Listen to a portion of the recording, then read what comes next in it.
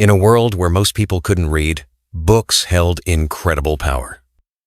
In the Middle Ages, one wrong text could be enough to get you excommunicated or worse. The church knew this, and so they banned them. But what were these dangerous books? What truths, what ideas, what magic did they hold that made them worth erasing? Today, we open the pages of the forbidden, the banned books of the Middle Ages, and why they scared the powerful.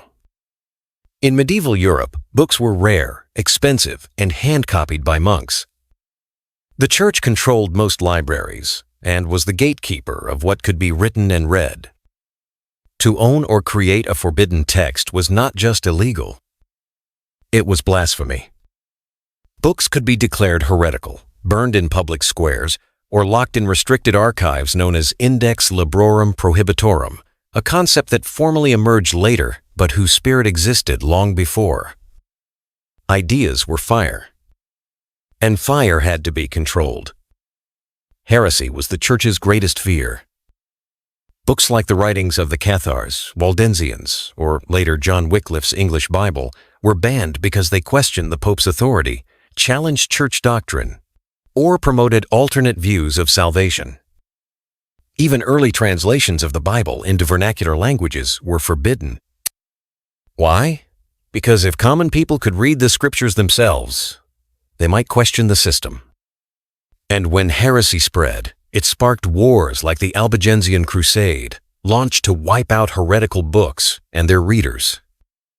Not all banned books were religious. Some were magical. Grimoires, manuals of spells, demonology, or astrology were seen as dangerous conduits to Satan. Alchemical texts that hinted at transformation or immortality were considered threats to divine authority.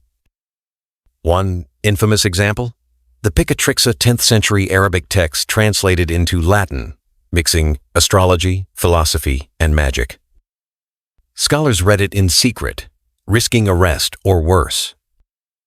Even early scientific works were often banned if they contradicted religious dogma. Most women in medieval Europe couldn't write, but some Didan, their works were often suppressed. Hildegard of Bingen, a visionary nun, wrote about medicine, theology, and music. Though eventually accepted, much of her writing was initially considered suspect. Other women like Marguerite Porete, author of The Mirror of Simple Souls, were not so lucky. Her mystical ideas challenged church authority. Her book was burned, and so was she. In a world run by male clergy, educated women were seen as threats, especially when they dared to think for themselves. So how do we know about these banned books? Because some brave souls saved them. In remote monasteries, Arabic libraries, Jewish communities, and later in Renaissance collections, forbidden books were copied and hidden. In modern times, works once burned as heresy are now celebrated as philosophical, scientific, or literary breakthroughs. Books like these survived because people risk everything to preserve them.